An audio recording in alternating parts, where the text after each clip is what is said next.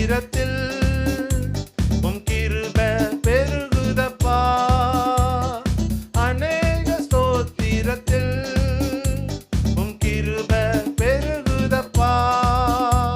உம் கிருபை பெருகும்போது உங்க மகிமை விளங்குதப்பா. உம் கிருபை பெருகும்போது உங்க மகிமை பாடுவோம். அநேக ஸ்தோத்திரம்